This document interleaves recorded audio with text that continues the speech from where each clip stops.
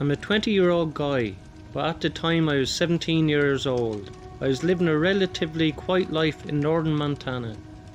I don't party a lot or do stupid stuff, but I do love driving in the mountains.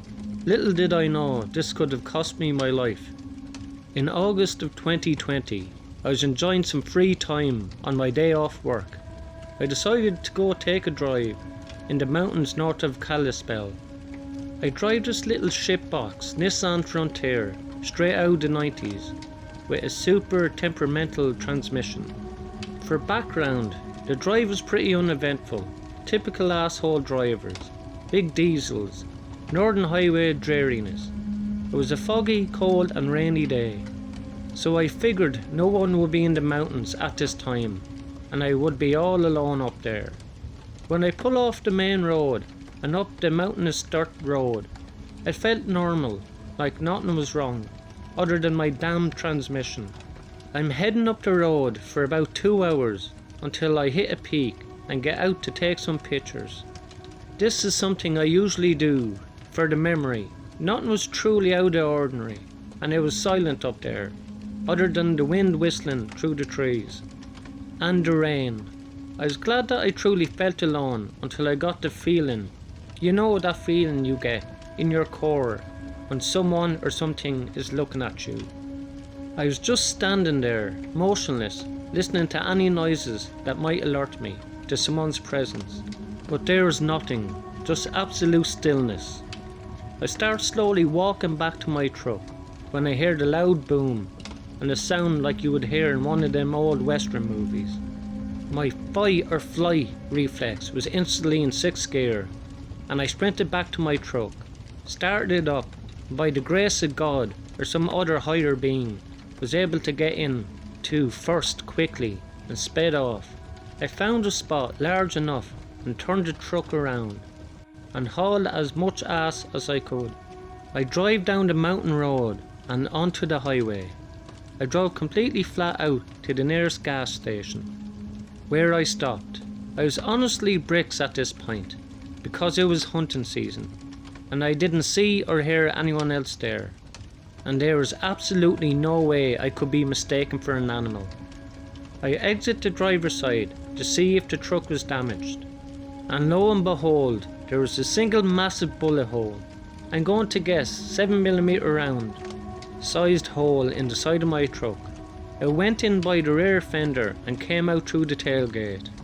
I immediately called the county sheriff, but since there was no bullet or any other evidence, there was not much to go on. I have never went back to that spot, and I know this may not be the most exciting as other stories found here, but to whoever shot at me alone in the middle of the northern Montana wilderness, you were a terrible shot, and let's hope we never meet again.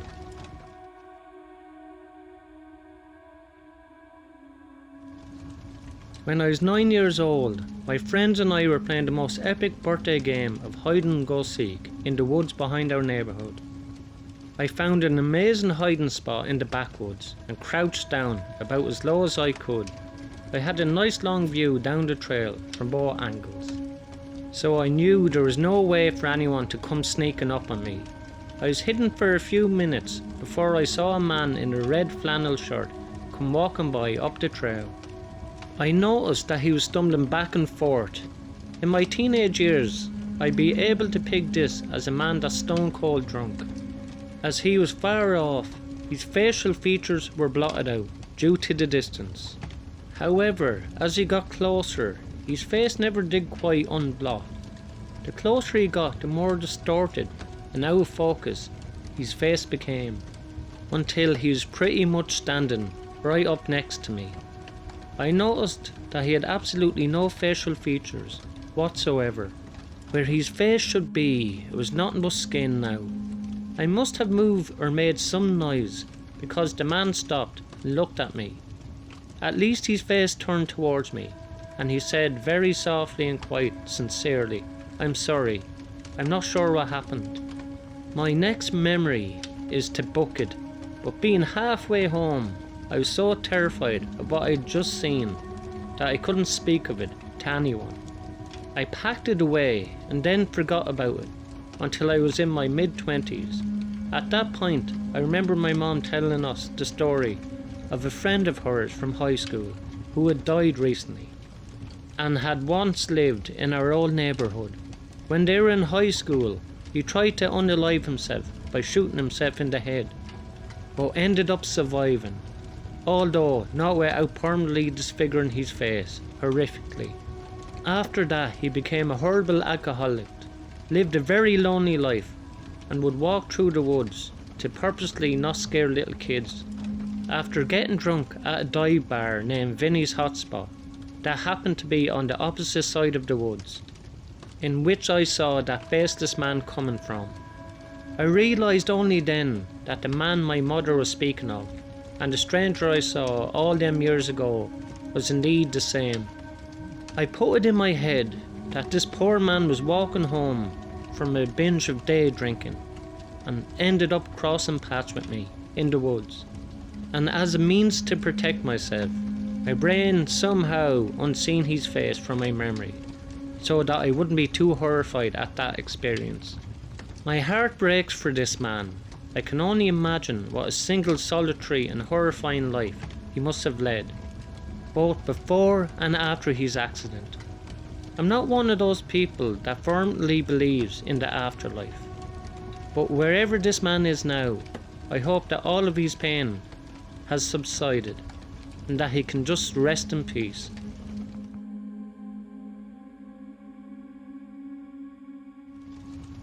I met this guy on a popular dating app. He's the same age as me, 25, and he teaches middle and high schoolers. He loves to cook and be adventurous. He's funny and so on.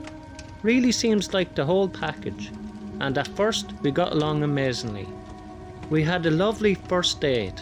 We went to a bar, got a drink, and then took a stroll out for some ice cream. We parted ways after this, and he asked if he could see me again, but he didn't even try to kiss me.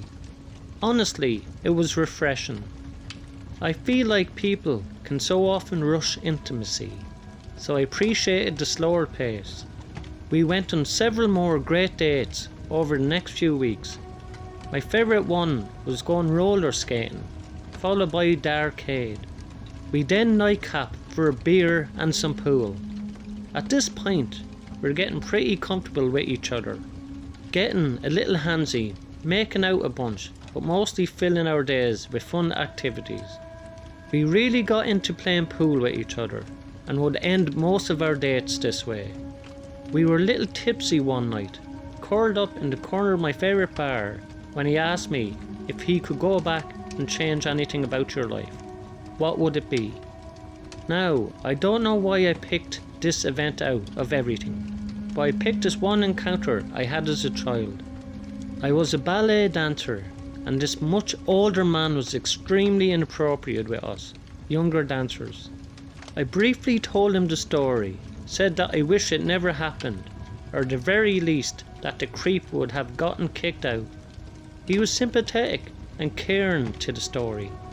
I asked him the same question, and in response, if you could go back and change anything about your life, what would it be?